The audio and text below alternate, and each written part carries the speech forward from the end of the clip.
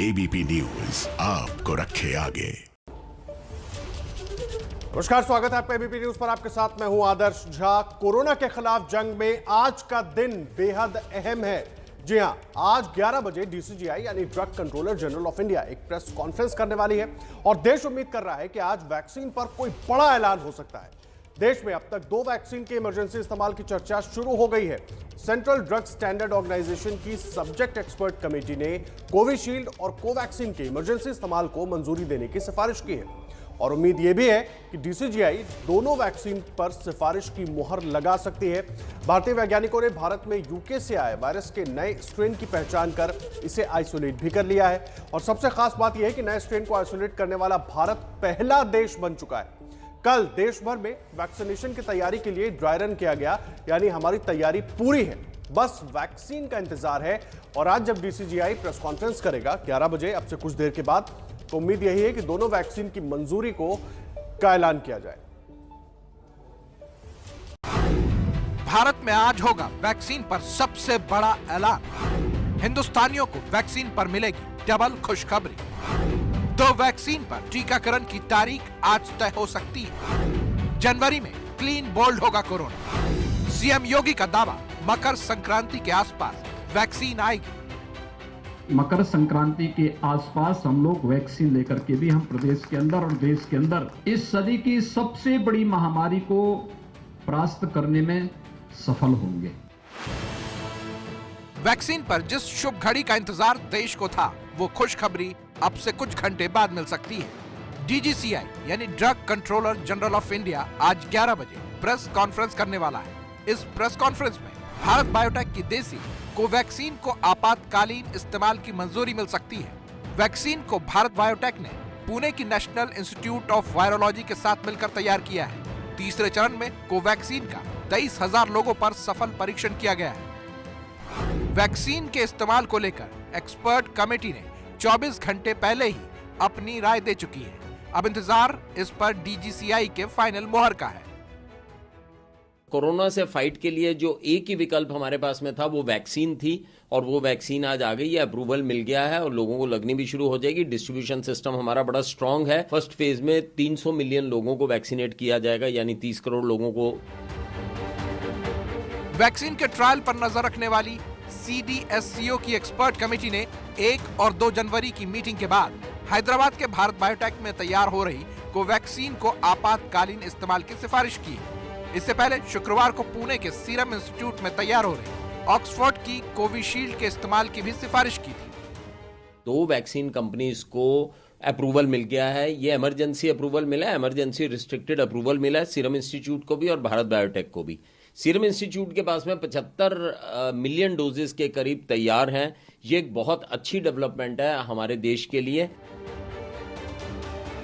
यानी भारत में वैक्सीन के डबल डोज से कोरोना का अंत हो सकता है। भारत बायोटेक की देसी कोवैक्सीन और ऑक्सफोर्ड की कोविशील्ड का भारत में एक साथ इस्तेमाल हो सकता है। 2 वैक्सीन के अलावा अमेरिका की फाइजर वैक्सीन ने भी भारत में आपातकालीन इस्तेमाल की इजाजत मांगी है। सबसे बड़ी बात कि टीकाकरण को लेकर सरकार ने अपनी तैयारी पूरी कर ली है। देश भर में 2 राउंड में वैक्सीन का ड्राई रन पूरा कर लिया गया है। पहले राउंड में 4 राज्यों में ड्राई रन किया गया। दूसरे राउंड में सभी राज्यों में 116 जिलों में ड्राई रन किया गया। केंद्रीय स्वास्थ्य मंत्री ने कहा कि देश के पास टीकाकरण का अनुभव है। उन्होंने दिल्ली के जीटीबी अस्पताल में ड्राई रन का निरीक्षण भी किया। ये भले ही एक ड्राई रन हो, लेकिन असल में जो जिन स्टेप्स, जिन चरणों के तहत ये पूरी वैक्सीन दी जाएगी, ये उसी का ही ड्राई रन है। और इसी तरह से कोई भी किसी वैक्सीनेशन साइट पर आता है तो उसको ये तमाम प्रक्रिया को फॉलो करना होगा। ऐसे फ्री वैक्सीन को लेकर घिरे स्वास्थ्य मंत्री ने देश में टीकाकरण की रूपरेखा को भी साफ कर दिया है। शुरू में 3 करोड़ लोगों को फ्री वैक्सीन दी जाएगी। पहले चरण में 1 करोड़ स्वास्थ्य कर्मी और 2 करोड़ फ्रंट लाइन कर्मचारियों को फ्री वैक्सीन मिलेगी। बाकी 27,000 करोड़ लोगों के मुफ्त टीकाकरण पर बाद में फैसला होगा। जिन देशों के पास 1 या 2 वैक्सीन है, भारत के पास आज 3 वैक्सीन है। 3 वैक्सीनों को एक साथ तैयार करा जा रहा है ताकि एक दूसरे के साथ कंपटीशन हो, उसकी एफिशिएंसी और बेहतर हो और कॉस्ट उसकी कम से कम हो। ऐसे एक्सपर्ट का भी मानना है कि अगर देश में 30 करोड़ लोगों को वैक्सीन लग जाती है तो हम पैंडेमिक से सामान्य स्थिति की ओर बढ़ जाएंगे। अगर 30 करोड़ लोगों को वैक्सीन लग जाता है, समझ लीजिए 30 करोड़ लोगों को ऑलरेडी इन्फेक्शन हो चुका है, हम लोग जल्दी से जल्दी पैंडेमिक से एंडेमिक स्टेट में आ सकते हैं। बस कुछ घंटों का इंतजार है, साफ हो जाएगा कि कब, कहां और कितने वैक्सीन से भारत में वैक्सीन का दौर शुरू होने वाला है। और देखिए, आज 11 बजे प्रेस कॉन्फ्रेंस होनी है और पूरे देश को इंतजार है कि आज अच्छी खबर जरूर मिल सकती है। हर कोई उम्मीद यही कर रहा है और उस पर बात करने के लिए हमारे साथ इस वक्त देश के सबसे बड़े डॉक्टरों का पैनल मौजूद है। हमारे साथ देश के सबसे बड़े heart surgeon doctor Naresh Trehan जुड़े हुए हैं। CSIR के DG डॉक्टर शेखर मांडे हमारे साथ मौजूद है। दिल्ली के Rajiv Gandhi super speciality hospital के डायरेक्टर डॉक्टर BL शेरवाल साहब मौजूद हैं। आप सबका बहुत बहुत स्वागत है।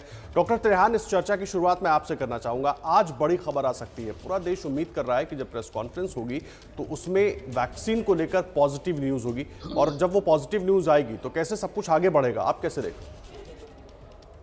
तो ये आज एक हिंदुस्तान के लिए बहुत महत्वपूर्ण दिन साबित हो सकता है, क्योंकि एक तो हमें पता है कि जो एक्सपर्ट पैनल ने तो अप्रूव कर दिया कि इसकी सेफ्टी और एफिकेसी जाहिर हो गई है फेज 3 ट्रायल से, और उसका डेटा एनालाइज करके रेकमेंड कर दिया है ड्रग कंट्रोलर जनरल को कि इसके ऊपर अब अप्रूवल हो सकता है।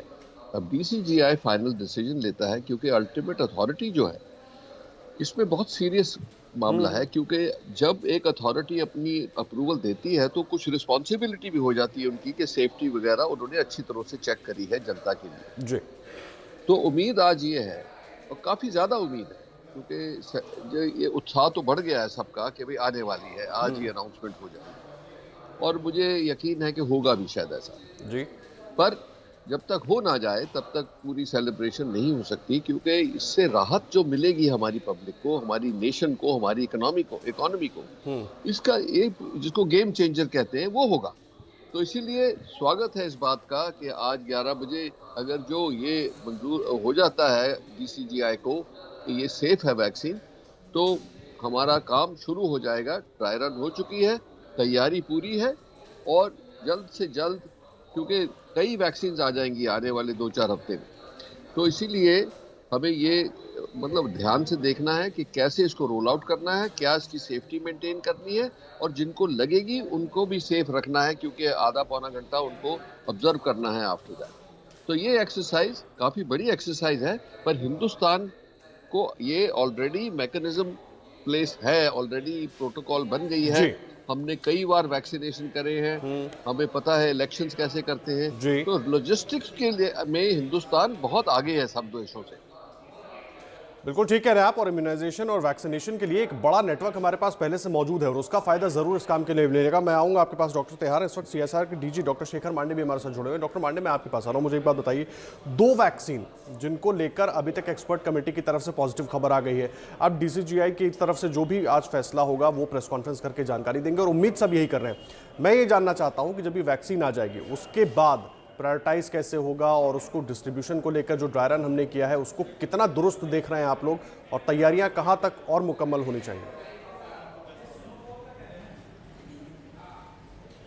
तो मैं तो मानता हूं कि तैयारी तो पूरी है। जैसे अप्रूवल मिल जाता है दोनों वैक्सीनों को, आपको पता होगा कि ड्राई रन भी हो चुका है पूरे देश में, और ये इसीलिए हुआ था कि किस तरह वैक्सीन मैन्युफैक्चरिंग साइट से उन जिलों तक ले जाए जहाँ पे लोगों को ज़रूरत हो, वो करेक्ट टेम्परेचर में, उन जिलों में किस तरह हेल्थ केयर वर्कर्स और डॉक्टर्स लोगों को वैक्सीन देंगे, और वैक्सीन देने के पश्चात लोगों को कुछ देर ऑब्जर्व करना होता है, आधा पौना 1 घंटा, तो उनको ऑब्जर्वेशन भी करना होता है। तो पूरा ड्राई रन हो चुका है, तो तैयारी तो पूरी है। जैसे वैक्सीन को मंजूरी मिल जाती है ड्रग कंट्रोलर से, तो मेरे ख्याल से देश की पूरी तैयारी है टीकाकरण शुरू करने की, और ये बहुत अच्छी खबर होगी। जी बिल्कुल अच्छी खबर होगी, और हम सभी इसी का इंतजार कर रहे हैं। और देखिए, हमारे साथ डॉक्टर BL शेरावल साहब भी मौजूद है। BL शेरावल साहब, मैं आपके पास आ रहा हूँ, सभी मेहमान हमारे साथ जुड़े हुए हैं। मेरा बड़ा सवाल ये है कि तैयारी पूरी है, सब पॉजिटिव न्यूज का इंतजार कर रहे हैं, लेकिन अभी भी कुछ ऐसी चीजें हैं जिनका हमें ध्यान रखना होगा। क्या वैक्सीनेशन के बाद एकदम से जैसे ही वैक्सीनेशन होता है उसके बाद चीजें कंट्रोल में आ जाएंगी, या एहतियात उसी तरीके से बरतना होगा और चीजों को एनालाइज भी करना होगा? नहीं, देखिए ये बहुत जरूरी है। जैसे अभी हम बात कर रहे हैं वैक्सीन की, ये हिंदुस्तान के लिए बहुत अच्छी खबर है और बहुत अहम कदम है पेंडेमिक कंट्रोल में हिस्सेदार बनने का जी। लेकिन वैक्सीनेशन के बाद अभी तो वैसे भी हम बात कर रहे हैं केवल 3 करोड़ लोगों को, जिसके अंदर हेल्थ केयर वर्कर और फ्रंट लाइन वर्कर इनको वैक्सीन दी जाएगी। उसके बाद 27 करोड़ लोग और जुड़ेंगे जिनको धीरे धीरे करके, और जो कोमॉर्बिड और 50 साल से ऊपर की, तो ये बड़ा चंक है हमारी आबादी का। लेकिन इसका मतलब बिल्कुल नहीं है कि बहुत जल्द हमें अभी मास्क से छुटकारा मिलेगा जी। या जो हमारे सोशल डिस्टेंसिंग है या हैंड सैनिटेशन है, वो सब मैयर हमने अभी करने हैं। ये ध्यान रखना कि पेंडेमिक अभी खत्म नहीं हुआ है। हाँ, हमारी तैयारी जरूर हुई है, सरकार हर लेवल पे तैयार है। और जहां तक बात है वैक्सीनेशन लगने का, पूरा हम लोग सब हेल्थ वर्कर उसका इंतजार कर रहे हैं जी। और बहुत जल्द, जैसे कि आप सबको मालूम है, आज उसका ऐलान होना और ड्राई रन 2 फेज में हो चुका है। तो उससे हमारी अगर कोई कमियां होंगी या कोई बारीकियां जो लगाने में या ट्रांसपोर्ट करने में, वो हर तरह की चीजें इसके अंदर देखा जाता है जी। तो उन सबको दुरुस्त करने का टाइम भी हमें मिल जाएगा। बिल्कुल ठीक कह रहे हैं आप डॉक्टर शेरवाल। मैं आ रहा हूं आपके पास। डॉक्टर त्रेहान, मैं आपके पास आ रहा हूं। मुझे एक बात बताइए, वैक्सीन को लेकर सब पॉजिटिव न्यूज का इंतजार कर रहे हैं और हम सब यही उम्मीद कर रहे हैं कि जब डीसीजीआई की प्रेस कॉन्फ्रेंस होगी तो अब तक जो इंतजार था पूरे देश का, दुनिया में कई देशों में आ गई वैक्सीन, हमारे यहाँ इंतजार था, वो इंतजार आज खत्म होगा। सवाल यह है, वैक्सीन को लेकर बहुत सारे सवाल उठ रहे हैं। मैं पॉलिटिक्स में नहीं जा रहा हूं, लेकिन बहुत सारे सवाल वैक्सीन पर उठाए जा रहे हैं, उसके साइड इफेक्ट्स को लेकर, उससे होने वाली दिक्कतों को लेकर। मैं चाहूंगा जरा आप उस पर रोशनी डालें। देखो, जो ये ट्रायल प्रोसेस होता है जिसको हम कहते हैं रिगर ऑफ साइंस, उसके थ्रू तो ये वैक्सीन्स को ऑलरेडी किया जा चुका है कि बेसिक सेफ्टी और एफिकेसी जो है वो इस्टेब्लिश हो गई है। कोई ऐसे, क्योंकि ये इंडिया में ही नहीं हुई एस्ट्राजेनेका की ट्रायल, यूके में भी हुई, यूके ने हमसे पहले अप्रूव कर दी है।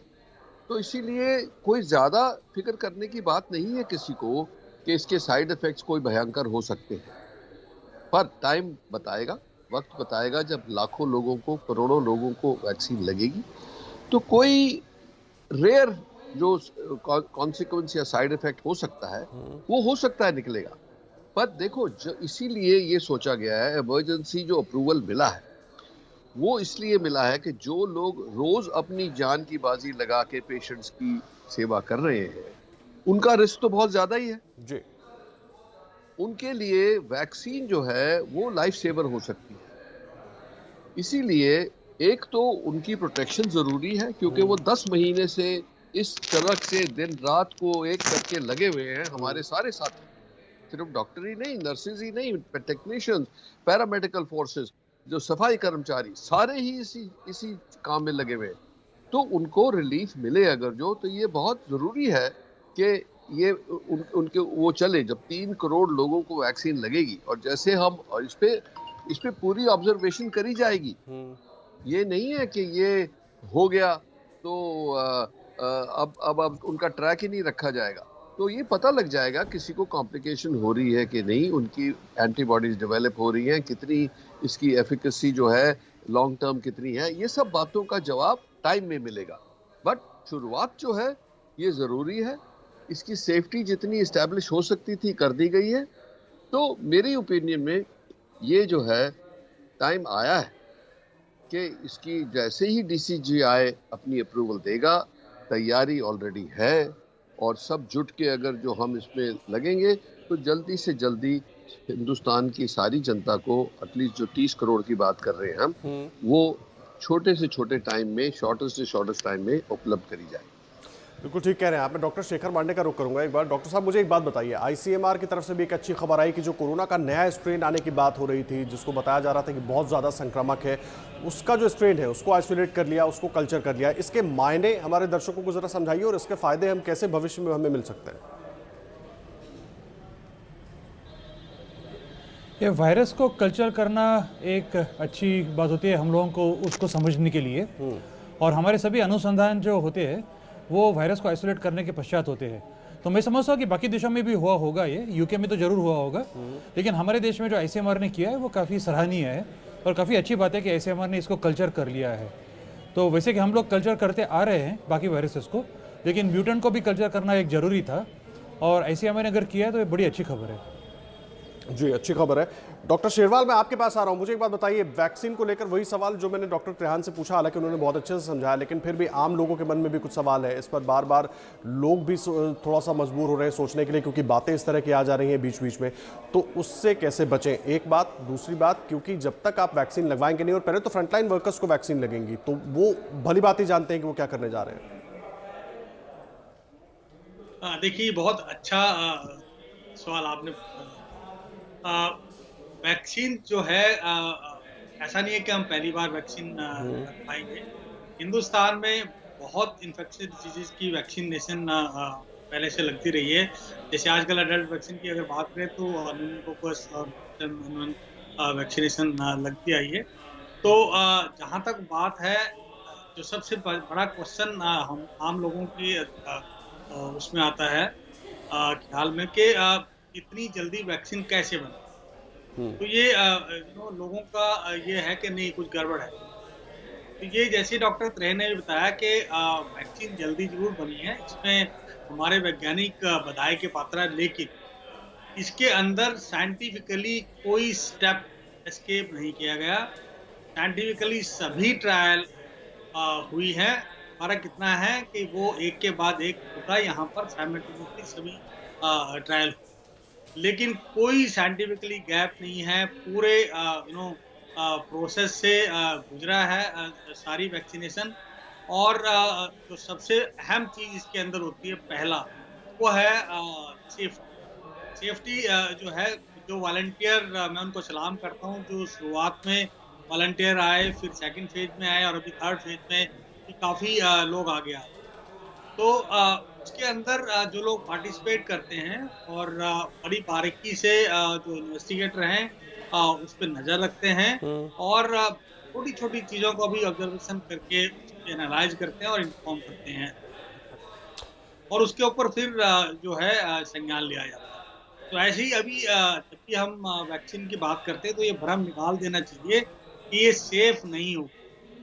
तो हमेशा वैक्सीन के लिए सेफ्टी की बात पहले आती है कि इस पर कोई गलत प्रभाव नहीं है, AEFI नहीं है, जो एडवर्स फॉलोइंग इम्यूनाइजेशन बोलते हैं, वो नहीं है। अगर वो उस पर हमारा पहला काम है उसके ऊपर कंट्रोल, और अगर वो जब हो जाता फिर हम बात करते हैं इम्यूनोजेनिसिटी की या एफिकेसी, कि ये जिस इन्फेक्शियस डिजीज के अगेंस्ट, जैसे जो कोविड के अगेंस्ट हम बात कर रहे हैं, इससे कितना बचाएगी, हमारी एफिकेसी कितनी है। तो वो सेकंड फेज में और थर्ड फेज में अभी कोवैक्सीन की जैसी अभी सभी को मालूम है 23,000 लोगों में ये ऑलरेडी ट्रायल हो चुका है। 3,000 का और टारगेट है 26,000 पूरा करने के लिए। तो ये काफ़ी अच्छा है और अभी तक कोई मेजर साइड इफेक्ट और मेजर कोई इसके इफेक्ट से नहीं है जिसकी जो अलार्मिंग हो, और उसके बावजूद भी इमरजेंसी केवल परमिशन दी गई है। इसका मतलब ये हुआ कि गार्डेड है और टाइम टू टाइम मैन्युफैक्चरर्स को जितने भी अगर एवरी 15 डेज डाटा इकट्ठा करके इन्फॉर्म करना होगा DCGI को। और उससे क्या होगा कि किसी भी आम व्यक्ति, जैसे अभी डॉक्टर ने बताया कि health care worker frontline worker हैं, तो अपने आप में वो एजुकेशन लेवल तरह का है कि वो लोग जानते हैं कि ये वैक्सीन सेफ है, इसीलिए वो लगवाएंगे। और मेरा सभी से यही सुझाव है, जब आपका नंबर आए, वैक्सीन सेफ है और इफेक्टिव है, और हमारे साइंटिस्ट और डॉक्टर ने मिलकर बहुत अच्छा काम किया, और वो कोई भी जो है इससे डरने की आवश्यकता नहीं। बहुत अहम बात आप कह रहे हैं, बिल्कुल इससे डरने की आवश्यकता नहीं है। डॉक्टर शेरवाल हमारे साथ, तीनों खास मेहमान हमारे साथ जुड़े हुए हैं। देखिए, पूरी दुनिया में इस वक्त कोरोना वैक्सीन की चर्चा हो रही है, भारत में भी इंतजार हो रहा है, लेकिन इंग्लैंड के अस्पतालों में ऑक्सफोर्ड एस्ट्राजेनेका की वैक्सीन पहुंच गई है और कल से इंग्लैंड के नागरिकों को उसका डोज लगना शुरू होगा। कल से इंग्लैंड में लगेगी दूसरी कोरोना वैक्सीन की डोज। भारत से पहले इंग्लैंड में लगेगी ऑक्सफोर्ड एस्ट्राजेनेका वैक्सीन। आपके स्क्रीन पर इस वक्त जो बॉक्स दिख रहा है उसी में है ऑक्सफोर्ड एस्ट्राजेनेका की वो वैक्सीन जिसे कल से इंग्लैंड में आम जनता को लगाने का काम शुरू हो जाएगा। ये तस्वीर भारत के लिए भी बेहद खास है क्योंकि भारत में भी इसी वैक्सीन को सबसे पहले DGCI के एक्सपर्ट्स की टीम ने क्लियरेंस दी है। अब ये वैक्सीन इंग्लैंड के अस्पतालों में पहुंच गई है। कोरोना के नए स्ट्रेन के खिलाफ एस्ट्राजेनेका वैक्सीन को सबसे प्रभावी माना जा रहा है। ब्रिटेन के स्वास्थ्य सचिव मैट हैंकॉक ने कहा है कल यानी 4 जनवरी से लोगों को ये वैक्सीन लगाने का काम शुरू कर दिया जाएगा। ऑक्सफोर्ड की वैक्सीन दूसरे वैक्सीन के मुकाबले सस्ती है, सामान्य तापमान में स्टोर करने की सुविधा है, लंबे समय तक शरीर में एंटीबॉडी बनाए रखने में सक्षम है, वहीं दूसरे वैक्सीन के मुकाबले जल्दी असर करती है। एस्ट्राजेनेका वैक्सीन को 2 डोज में दिया जाएगा। वैक्सीन बनाने वाली कंपनी का दावा है कि लंबे समय तक बचाव के लिए दोनों डोज का लेना जरूरी है। ब्रिटेन सरकार और ऑक्सफोर्ड एस्ट्राजेनेका वैक्सीन बनाने वाली कंपनी के बीच 10 करोड़ डोज बनाने का करार हुआ है। इससे पहले ब्रिटेन में फाइजर बायोएनटेक की वैक्सीन 6 लाख लोगों को टीकाकरण अभियान के तहत लगाई जा चुकी है। ब्रिटेन में कोरोना वायरस के नए स्ट्रेन का प्रकोप लगातार बढ़ता जा रहा है। सरकार ने देश के कई हिस्सों में सख्त लॉकडाउन रखा है। ऐसे में एस्ट्राजेनेका वैक्सीन ब्रिटेन के लिए राहत की खबर लाया है। कोरोना को मात देने के लिए देश कल सबसे बड़ी तैयारी के दौर से गुजरा। कल देश भर में टीकाकरण की तैयारियों का जायजा लिया गया और पहले फेज में उन 3 करोड़ स्वास्थ्य कर्मचारियों को टीका लगना है जो कि फ्रंटलाइन पर है। देश में टीकाकरण की तैयारियां आपको दिखाते हैं। देश के सभी राज्यों में राजधानियों के साथ साथ छोटे शहरों में भी टीकाकरण की तैयारियों की टेस्टिंग की गई है। कुछ ऐसे इलाकों में भी ड्राई रन किया गया जहां आवाजाही के साधन आसानी से नहीं मिलते। ये सारी तैयारी इसलिए हो रही है ताकि जब कोरोना की वैक्सीन आ जाए तो जल्द से जल्द लोगों तक पहुंचाई जा सके। ये ड्राई रन है यानी वैक्सीनेशन से पहले टीकाकरण की पूरी तैयारी को परखा जा रहा है। जो हम रियल लाइफ में करने वाले हैं, रियल टाइम सिचुएशन में जो हमारी बूथ पे पूरी प्रोसेस होगी, पूरी प्रक्रिया होगी, उसको हमने आज बहुत क्लोजली देखा है और उसको हमने उसी तरह से किया है जो कि हम एक्चुअल डे में करने वाले हैं। यानी कि हमने उन्हीं इंडिविजुअल्स को बुलाया है जिनको हमने SMS भेजा है। ट्रायल रन हुए हमने देखा है कि it's nearly 70% effective if we are giving 2 doses, जो कि 2 हम कंप्लीट डोजेस देते हैं। और हमने जो है यहाँ पे जो हमने बताया कि हम 4 हफ्ते के अंदर दूसरी डोज दे देंगे करके। दिल्ली के GTB अस्पताल में ड्राई रन सेंटर पर केंद्रीय स्वास्थ्य मंत्री डॉक्टर हर्षवर्धन भी पहुंचे। इसके बाद स्वास्थ्य मंत्री ने ट्वीट करके साफ किया कि पहले चरण में फ्री वैक्सीन किन-किन को दी जाएगी। डॉक्टर हर्षवर्धन ने लिखा, सबसे पहले देश भर में 1 करोड़ स्वास्थ्य कर्मियों को फ्री वैक्सीन लगेगी, फिर 2 करोड़ फ्रंटलाइन वर्कर्स को फ्री टीकाकरण में प्राथमिकता मिलेगी। इसके बाद 27 करोड़ प्राथमिकता वाले लोगों को जुलाई तक टीका कैसे लगाया जाएगा, इसे अंतिम रूप दिया जा रहा है। सर वैक्सीन जो है वो फ्री होगी लोगों के लिए या उन्हें कीमत देनी पड़ेगी? दिल्ली में जैसे फ्री है? दिल्ली में नहीं, सारे देश में फ्री हो सर। दिल्ली में नहीं, सारे देश में फ्री हो सर। इस बीच पीएम मोदी ने भी कोरोना महामारी से निपटने को लेकर देश में हुए कामों की सराहना की। कोरोना संक्रमण के इस पूरे दौर में टेक्नोलॉजी और टीम वर्क की भावना से देश ने कैसे काम किया, किस प्रकार से 130 करोड़ देशवासियों की सुरक्षा के लिए कदम उठाए गए, जिम्मेवारियां उठाई गई, कोलैबोरेशन किया गया, जन भागीदारी का अभियान चला गया। इन सारे विषयों पर रिसर्च होना चाहिए, डॉक्यूमेंट तैयार होने चाहिए। 130 करोड़ के देश ने कैसे समय समय पर इनोवेट किया, कैपेसिटी और कैपेबिलिटी को कैसे भारत ने बहुत कम समय में ही एक्सपांड किया। यूपी के सभी जिलों में 5 जनवरी को इसका ड्राई रन होगा। यूपी के मुख्यमंत्री योगी आदित्यनाथ ने कहा कि मकर संक्रांति पर कोरोना की वैक्सीन आ जाएगी। आज जब हम 21 की शुरुआत में हैं तो बहुत विश्वास के साथ कह सकते हैं कि आज प्रदेश के अंदर ड्राई रन हो रहा है, एक ट्रायल किया जा रहा है कि वैक्सीनेशन का कार्यक्रम कैसे होना है। 5 तारीख को पूरे प्रदेश के अंदर होगा और फिर हम विश्वास के साथ कह सकते हैं कि मकर संक्रांति के आसपास हम लोग वैक्सीन लेकर के प्रदेश की जनता के लिए वैक्सीन लेकर के भी हम प्रदेश के अंदर और देश के अंदर इस कार्यक्रम को आगे बढ़ा करके इस सदी की सबसे बड़ी महामारी को परास्त करने में सफल होंगे। बहरहाल जिस जोर शोर से टीकाकरण की तैयारियां चल रही हैं, उससे बहुत उम्मीद बंधी है। कोरोना की वैक्सीन नए साल पर देश के लिए सबसे बड़ा तोहफा होगी। कुछ देर के बाद डीसीजीआई की प्रेस कॉन्फ्रेंस होनी है। सबको उम्मीद है कि पॉजिटिव और गुड न्यूज निकल कर आएगी। और इस बीच एबीपी न्यूज पर मौजूद है देश के सबसे बड़े डॉक्टरों का पैनल और वैक्सीन को लेकर जितने सवाल हैं लोगों के मन में, हम उनके जवाब उनसे जानने की कोशिश कर रहे हैं।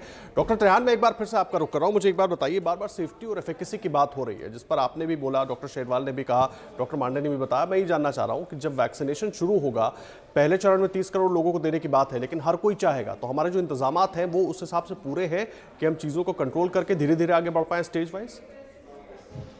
हाँ, ये तो जरूरी है कि लोगों में एंजाइटी होगी कि हमें भी जल्दी मिल जाए, पर इसमें इसका जो डिसीजन लिया गया है और राइटफुली लिया गया है कि इसको फेज 1, 2, 3 में डिवाइड किया जाए, इसमें तो सही बात है कि सबसे ज्यादा जो फ्रंट लाइन वर्कर्स हैं उनका रिस्क भी ज्यादा है, उनको जरूरत भी ज्यादा है, और उससे हमें ये भी पता लग जाएगा कि जब मैस वैक्सीनेशन हुआ उसके अंदर कोई प्रॉब्लम आया कि नहीं। जैसे आपको पहले भी डॉक्टर साहब ने बोला कि इसका रिकॉर्ड रखा जाएगा, एवरी 2 वीक्स उनकी रिपोर्ट तैयार करके डीसीजीआई एनालाइज करेगा।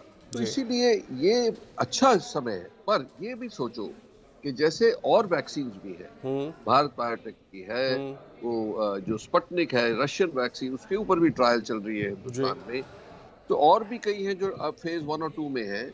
तो अब ये है कि ये वैक्सीन आने वाले टाइम में उपलब्ध हो सकती है कि इतने डोसेज मिले कि फेज 1, 2, 3 को साइमल्टेनियसली चलाया जाए। ये भी हो सकता है क्योंकि वैक्सीनेशन सेंटर्स जो आइडेंटिफाई किए गए हैं वो तो 1 लाख से ज्यादा है। सो वैक्सीनेटर्स की तकलीफ नहीं होगी। लॉजिस्टिक्स, क्योंकि ये सारी वैक्सीन जो है वो फ्रिज टेम्परेचर मतलब 2 to 8 डिग्रीज में ट्रांसपोर्ट होती है, उसकी पूरी सुविधाएं हैं हमारे पास हिंदुस्तान में। सो एक बात तो सही है कि फैसिलिटीज हैं, वैक्सीन का अप्रूवल्स जैसे ही आता जाएगा लोगों को मल्टीप्लाई करते जाएंगे। तो इसीलिए ये जरूरी नहीं है कि ये 1 साल लगेगा कि जो बिल्कुल ठीक है फेज 3 में रखा जाए। तो ये इतनी वो एंजाइटी नहीं होनी चाहिए। गवर्नमेंट काम कर रही है। आपने देख लिया कि कितना कमाल है कि हिंदुस्तान में इतनी जल्दी, और गवर्नमेंट ने सपोर्ट भी दी, उत्साह भी बढ़ाया कि ये वैक्सीन आ गई। आज वैक्सीन का इंतजार है, लेकिन सियासत और भ्रम का खेल शुरू हो गया है। अखिलेश यादव ने कोरोना वैक्सीन को बीजेपी की वैक्सीन बता दिया, तो उनके एमएलसी ने नपुंसक होने का झूठा डर फैलाना शुरू कर दिया है। कांग्रेस के नेता राशिद अल्वी ने सियासत शुरू कर दी। आपको याद होगा कि इससे पहले हराम हलाल को लेकर WHO को चिट्ठी लिखी गई थी। मतलब संकट में अफवाह की सियासत खूब हो रही। सच बड़े डॉक्टरों से जानेंगे, लेकिन पहले आप रिपोर्ट देखिए कैसे जिंदगी वाली वैक्सीन पर वोट बैंक की राजनीति हो रही है। कोरोना पर टूटा अखिलेश का जबानी कंट्रोल, वैक्सीन पर लगाया बीजेपी का ठप्पा। क्या कोरोना वैक्सीन नपुंसक बना देगी? अब जब वैक्सीन आने में चंद दिन या कुछ घंटे बचे हैं, तो इस पर अखिलेश यादव के बयान ने सियासत गरमा दी। बात कह दी, और वो भी बीजेपी लगाई, उसका भरोसा करूंगा मैं। यूपी के पूर्व सीएम अखिलेश यादव ने वैक्सीन का बीजेपी से रिश्ता जोड़ते हुए वैक्सीन लगवाने से मना कर दिया, तो उनके पार्टी के विधायक ने एक कदम आगे बढ़ते हुए इसे नपुंसकता से जोड़ दिया। सिर्फ समाजवादी पार्टी नहीं, पूरे प्रदेश की किसी जनता को वैक्सीन नहीं लगवाना चाहिए। देखिए, मैं तो नहीं लगवाऊंगा अभी वैक्सीन, मैंने अपनी बात कह दी, और वो भी बीजेपी लगाई, उसका भरोसा करूंगा मैं? अरे जाओ भाई, अरे अपनी सरकार आएगी, सबको फ्री वैक्सीन लगेगी। हम बीजेपी का वैक्सीन नहीं लगवा सकते। तो हमें लगता है कि कहीं न कहीं उस वैक्सीन में कुछ ऐसी चीजें हों कि नुकसान हो जाए, और हमें लगता है कि बाद में लोग कह दें कि नहीं, जनसंख्या कम करने के लिए, मारने के लिए लगा दिए वैक्सीन, तो आप नपुंसक बना, कुछ भी हो सकता है। तो इसलिए अगर आदरणीय अखिलेश यादव जी ने इस बात को कहा है, तो हमें लगता है सिर्फ समाजवादी पार्टी नहीं, पूरे प्रदेश की किसी जनता को वैक्सीन नहीं लगवाना चाहिए। अखिलेश यादव ने वैक्सीन पर सवाल उठाए, तो बीजेपी ने समाजवादी पार्टी पर मुस्लिम वोटों की राजनीति करने का आरोप लगाया। बीजेपी प्रवक्ता आरपी सिंह ने ट्वीट कर लिखा, आवाम के दुश्मन देश के दुश्मन कह रहे हैं वैक्सीन नपुंसक बना देगी। मुस्लिम वोट के लिए किस हद तक गिर सकते हैं समाजवादी पार्टी के नेता। वैक्सीन पर अखिलेश यादव के बयान पर बीजेपी ने चौतरफा हमला किया। अखिलेश यादव तो कभी भी सत्ता में नहीं आने वाले हैं, तो वैक्सीन कब लगवाएंगे?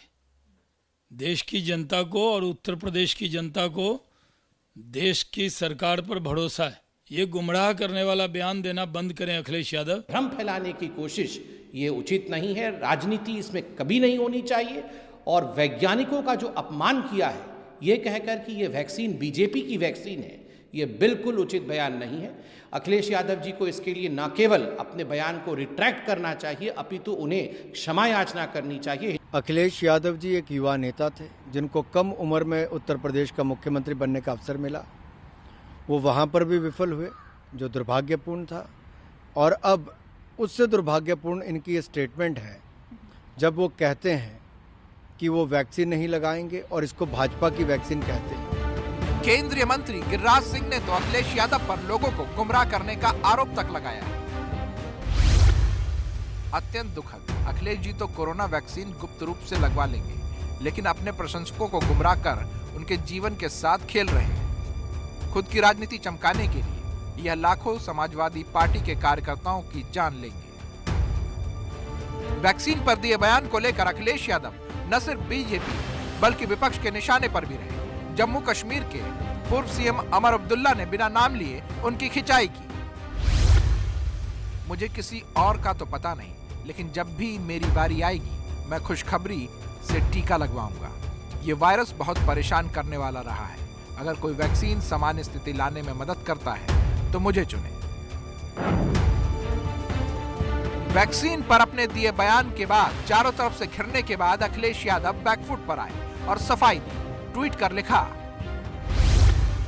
हमें वैज्ञानिकों की दक्षता पर पूरा भरोसा है, पर बीजेपी की ताली थाली वाली अवैज्ञानिक सोच और बीजेपी सरकार की वैक्सीन लगाने की उस चिकित्सा व्यवस्था पर भरोसा नहीं है जो कोरोना काल में ठप सी पड़ी रही है। हम बीजेपी की राजनीतिक वैक्सीन नहीं लगवाएंगे, सपा की सरकार वैक्सीन मुफ्त लगवाएगी। किसी भी राजनीतिक पार्टी को अभी यह समझना चाहिए कि कोरोना काल में दुनिया को सबसे ज्यादा किसी चीज की जरूरत है तो वो है वैक्सीन की। ऐसे में वैक्सीन से कोरोना के अंत की उम्मीद लगाए लोगों को हौसला देने की जरूरत है। वैक्सीन पर सही जानकारी देने की जरूरत है।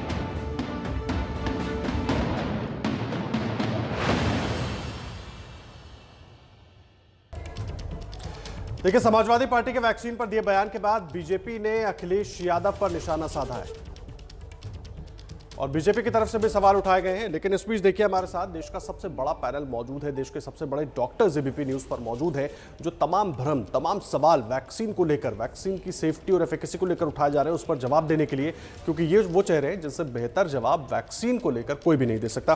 डॉक्टर नरेश त्रेहान हमारे साथ जुड़े हुए हैं, डॉक्टर शेखर मांडे हमारे साथ मौजूद है, डॉक्टर बी एस शेरवाल है। त्रेहान साहब, मैं आपसे चर्चा की शुरुआत करूंगा। मुझे एक बात बताइए, वैक्सीन से कोई खतरा, किसी तरह का खतरा होगा क्या लोगों को? देखो, ये इसीलिए ये जो साइंटिफिक प्रोसेस है इसको अच्छी तरह से फॉलो किया जाता है, यही एस्टैब्लिश करने के लिए कि सेफ्टी है। कोई आज तक ट्रायल में कोई ऐसा एडवर्स इफेक्ट नहीं रिपोर्ट किया गया है जो वैक्सीन से रिलेटेड है। इसीलिए ये तो हमें एज फ्रंट लाइन वर्कर्स हमें भी वैक्सीन लगवानी है। ये तो हमें पूरा भरोसा है कि जो डेटा रिपोर्ट हुआ है, जो एनालाइज हुआ है, उसके तहत कोई रिस्क नहीं है कोई मेजर एडवर्स इफेक्ट का। हाँ, इफेक्ट्स क्या हो सकते हैं? एक बॉडी रिएक्ट करती है, थोड़ा फीवर हो सकता है, एक दो दिन के लिए लोकल पेन हो सकती है, कई लोगों ने कुछ हेडेक किया है, बट ये सब बहुत टेम्परेरी बातें हैं। 24 घंटे 48 घंटे में किसी को होता भी है रिएक्शन, और बहुत कम लोगों को होता है, तो वो जायज है क्योंकि ये बॉडी को रिएक्ट करना है टू मेक द एंटीबॉडीज। तो इसीलिए हर वैक्सीन में ये प्रॉब्लम होता है, पर ये जो टेक्नोलॉजी है हमारी वैक्सीन की, ये इतनी ट्राइड एंड टेस्टेड है, ये आज की नहीं है, ये कई डेकेड से है। तो इसीलिए मुझे तो कोई शंका नहीं है कि इसकी एफिकेसी और सेफ्टी है। और मैंने जैसे बोला, इसका 100% प्रूफ कब मिलेगा? जब काफी लोगों को लग जाएगी, उनका फॉलोअप होगा और हमें पूरा विश्वास हो जाएगा कि ये वाकई में इतनी सेफ है जितनी हम समझ रहे हैं आज के दिन। तो मेरे को तो ये है कि जो भी वल्नरेबल लोग हैं उनको कोई शंका नहीं होनी चाहिए ये वैक्सीन लगवाने में। बहुत अहम बात आप कह रहे हैं डॉक्टर साहब। कम से कम जो लोग इस तरह के राजनीतिक बयानबाजी देख रहे होंगे वैक्सीन को लेकर, उनके मन में जो डर है वो जरूर निकलेगा। देखिए, वैक्सीन के ट्रायल में कोई खतरा नहीं है, और वैक्सीन अगर किसी को लगाई जाती है तो आमतौर पर जिस तरह से डॉक्टर त्रेहान कह रहे हैं कि कुछ लक्षण हो सकते हैं, पहले भी जैसे दूसरे वैक्सीनेशन होते थे उसमें भी होते थे, जहां पर वैक्सीन लगाई जाती है वहां थोड़ा दर्द हो सकता है, या हल्का फुल्का फीवर हो सकता है, या थोड़ा सर दर्द हो सकता है। इस तरह के सिम्टम्स जरूर आ सकते हैं, लेकिन वो बहुत टेम्परेरी सिम्टम्स होंगे, उससे ज्यादा सिम्टम की कोई उम्मीद नहीं दिखाई दे रही, क्योंकि वैक्सीन जब लोगों तक पहुंचेगी उसके पहले एक्सपर्ट कमेटी ने उसको पूरी तरीके से जांच परख लिया है, और अब वो काम डीसीजीआई के जिम्मे है। उसके बाद ही डीसीजीआई इस वैक्सीन को देश के लिए लेकर आएगी सबके सामने। डॉक्टर मांडे भी हमारे साथ जुड़े हुए। डॉक्टर मांडे, एक बड़ा अहम सवाल जो बार बार उठाया जा रहा है कि वैक्सीन से क्या नपुंसक होने का भी खतरा है? नहीं, ऐसा कोई विज्ञान जगत के सामने में इसके बारे में कोई भी जानकारी नहीं है। और मैं आप लोगों के चैनल के मार्फत सब लोगों से ये अपील करूंगा कि आप वैज्ञानिकों पे भरोसा करें कि हम लोग जो करते हैं, हम एक अनुसंधान करने का जो तरीका होता है, वैज्ञानिक खोज करने का जो तरीका होता है, उस खोज के मामले में ऐसा कोई भी हमारे सामने में पुरावा नहीं आया है कि इससे कोई नपुंसक हो सकता है। तो ऐसी अफवाहों पर कृपया प्लीज़ ध्यान ना दीजिए। बहुत अहम बात कह रहे हैं कि जो अभी तक पूरी रिसर्च हुई है, जिस तरीके से इस दवा को बनाया गया, इन दवाओं को बनाया गया, उनकी फिर जांच की गई, उसमें इस तरह के कोई भी संकेत नहीं मिले हैं। इसलिए जो तमाम बयानबाजी हो रही है ना, उस पर बिल्कुल भी ध्यान मत दीजिए। डॉक्टर BL शेरावल, मैं आपके पास आ रहा हूं। क्या अगर कोई व्यक्ति बीमार है, उसको अगर वैक्सीन लगाई जाती है तो क्या उस पर एडवर्स इफेक्ट हो सकते हैं इसके? नहीं, देखिए, बीमार का मतलब जो है अलग अलग तरीके से हम इसको देखते हैं। जहाँ तक वैक्सीन देने का सवाल है, वैक्सीन जो है दी जा सकती है केवल प्रेग्नेंट लेडीज के लिए। अभी वैक्सीनेशन की कोई ट्रायल नहीं है, और इसलिए उनको कहा गया कि वो नहीं दे सकते। अदरवाइज बाकी जैसे कोई कैंसर के पेशेंट्स हैं या कोई और कार्डियक पेशेंट हैं, वो सब जो है वैक्सीन के हकदार हैं और वैक्सीन लेनी चाहिए, तो डरने की आवश्यकता। देखिए, तीनों खास मेहमान हमारे साथ बने हुए हैं, लेकिन इस बातचीत में दो बड़े सवाल जिनका जवाब देश चाह रहा था, वो जवाब हमारे इन एक्सपर्ट पैनल ने दिया है। एक तो वैक्सीन के इस्तेमाल से कोई खतरा नहीं है, दूसरा वैक्सीन को लेकर जो बार बार बयानबाजी हो रही थी कि उससे नपुंसक होने का खतरा है, ऐसा कोई खतरा नहीं है। ये दो बड़ी बातें। और तीसरी बात जो है, जो विपक्ष के नेता, कांग्रेस के नेता राशिद अल्वी ने कहा कि वैक्सीन को आनन फानन में बनाया गया है, इस पर भी जवाब लेंगे हमारे एक्सपर्ट से। लेकिन पहले जो दो अहम जवाब, वैक्सीन लगवाने से बुखार हो सकता है, सिरदर्द हो सकता है, जिस तरह से डॉक्टर त्रेहान ने पूरी भ्रम की स्थिति को साफ किया है, ये दिक्कतें पहले दूसरी वैक्सीनेशन में भी आती रही हैं। वो सिम्टम जरूर हो सकते हैं, लेकिन खतरा कोई नहीं है। और वैक्सीन से नपुंसकता के खतरे की कोई जानकारी नहीं है। दुनिया भर में अब तक जो रिसर्च हुई है, जिस तरीके से वैक्सीन को बनाया गया है, उससे जुड़ी जितनी रिसर्च है, उसमें इस बात को लेकर कहीं कोई जानकारी, कोई खतरा अब तक नहीं बताया गया है। डॉक्टर त्रेहान, मैं आपके पास आ रहा हूं। एक बात जो बार बार उठाई जा रही है कि वैक्सीन बहुत आनन फानन में बनाई जा रही है, तो उसकी एफिकेसी कितनी दुरुस्त होगी, इस पर सवाल खड़ा कर देते हैं। देखो, ये आप समझे कि जो प्रोसेस है, जो साइंटिफिक प्रोसेस है, उसको कंप्रेस किया गया है, क्योंकि आज के दिन जो टेक्नोलॉजी अवेलेबल है, ये बात कि उसका जो जेनेटिक कोड है इस वायरस का, वो बहुत जल्दी जनवरी में ही कोड डिकोड कर दिया गया था। तो इसकी साइंटिफिक जो अंडरस्टैंडिंग है वो काफी इंटेंस रही है, और ये पहली बार है कि सारी दुनिया इकट्ठे होकर इस पे काम कर रही है, क्योंकि इसका जो इफेक्ट सारी दुनिया पे पड़ा है जी। ये भी बात आप समझ लें कि इंडिया में डेकेड से सबसे बड़ी वैक्सीन प्रोडक्शन फैसिलिटीज है। तो ये कोई नया प्रोसेस नहीं है इंडिया के लिए। इंडिया के लिए ये स्टैंडर्डाइज प्रोसेस है। क्वालिटी ऑफ वैक्सीन जो इंडिया की है वो सारी दुनिया एक्सेप्ट करती है, WHO सारी दुनिया में बांटता है। तो ये तो हमारे जो साइंटिस्ट हैं, हमारे मैन्युफैक्चरिंग प्रोसेस है, ये तो बहुत खरे उतरे हैं जी। तो इसीलिए ये शंका कोई लगती नहीं है कि क्योंकि जो सीरम इंस्टीट्यूट ने बनाना शुरू किया वो कई महीने पहले शुरू किया, जब उनको ये विश्वास हुआ कि लगता है कि ये वैक्सीन जो है ये अच्छी रहेगी और ये इफेक्टिव होगी, तो उन्होंने तो अपने खर्चे के ऊपर, अपनी रिस्क के ऊपर 40 मिलियन डोसेज ऑलरेडी बनाए। अब उनकी प्रोडक्शन कैपेसिटी बहुत ज्यादा है, और वो कह रहे हैं कि हम 100 मिलियन आपको जनवरी के एंड तक भी दे सकते हैं। साथ साथ दूसरी कंपनी जो है उनकी वैक्सीन भी आएगी, और हो सकता है कि वो किसी और चीज के लिए मतलब मैन्युफैक्चरिंग शुरू करे। तो इसीलिए ये कहना कि हिंदुस्तान को 300 मिलियन वैक्सीन की जरूरत है, डोजेस की जरूरत है, सो दैट ये प्रोसेस शुरू हो जाए। सबसे बड़ी उम्मीद ये है कि और कंट्रीज में इतनी प्रोडक्शन कैपेसिटी नहीं है, इंडिया में है, और गवर्नमेंट ने पहले ही उनको बोल दिया कि प्रायोरिटी ये आएगी, कुछ प्रोपोर्शन एक्सपोर्ट हो सकता है। WHO के तहत ये सारी कोऑपरेशन चल रही है, इसीलिए ज्यादा इस पे चर्चा करने का फायदा भी नहीं है। इसमें तो सिर्फ ये है कि आप साइंटिस्ट और गवर्नमेंट रेगुलेटर के ऊपर आप पूरा भरोसा रखें, क्योंकि उनकी सारी, अगर जो आप हिसाब लगाओ रिस्क क्या है, अगर जो रेगुलेटर ने ऐसे ही पास कर दिया और लोगों को प्रॉब्लम हुआ, तो उसकी रिस्पॉन्सिबिलिटी फिर रेगुलेटर और गवर्नमेंट पे आएगी। तो ये मत सोचो कि गवर्नमेंट अपनी रिस्पॉन्सिबिलिटी नहीं समझ रही, गवर्नमेंट समझ रही है, उसके बावजूद भी इसका प्रोसेस चला है। और आप ये क्या बात कर रहे हो कि अगर जो यूके वाले हैं वो भी अपनी पूरा रेगुलेटरी सिस्टम उनका भी बड़ा स्ट्रांग है, अगर जो उन्होंने भी करी है और कंट्रीज भी कर रही हैं, WHO ने भी सारा डेटा कलेक्ट किया है, तो उसमें शंका की जरूरत नहीं होनी चाहिए। इसके रिस्क जो है वो अभी जाहिर नहीं हो रहा कोई रिस्क, और होगा भी तो मेरे को लगता है मिनिस्क्यूल होगा। हर चीज को रिस्क बेनिफिट रेशो में नापा जाता है कि किसी चीज का इतना मिनिस्क्यूल रिस्क हो और उसका फायदा बहुत हो, तो उस डायरेक्शन में चलना चाहिए।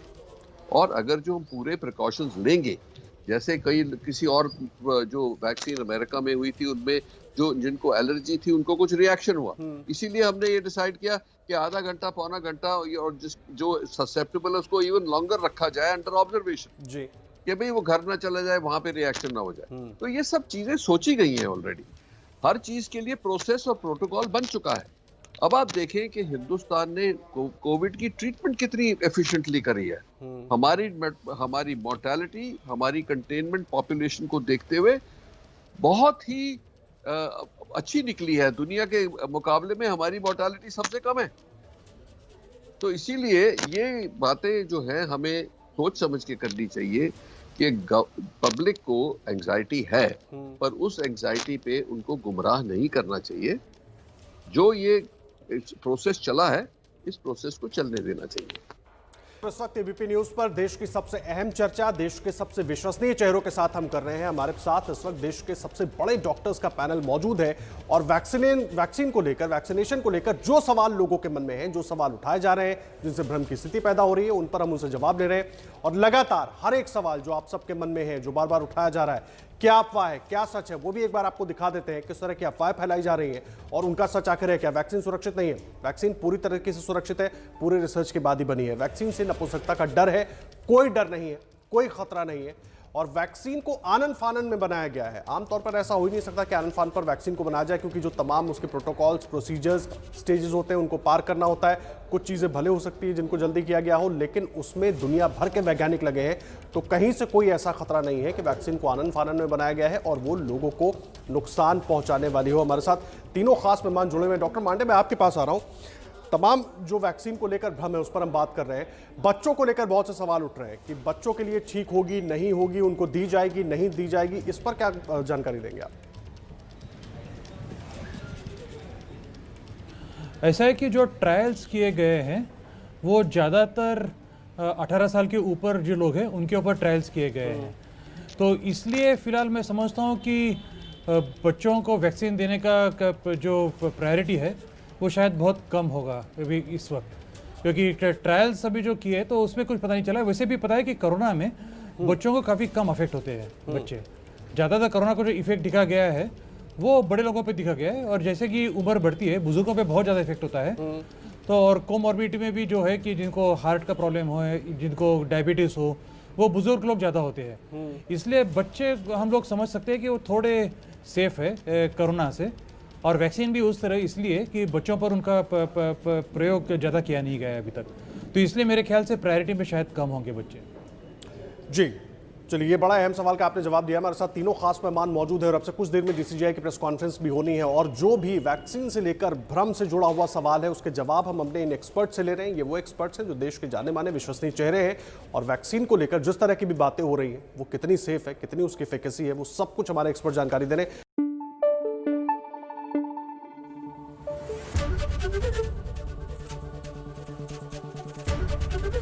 एबीपी न्यूज आपको रखे आगे।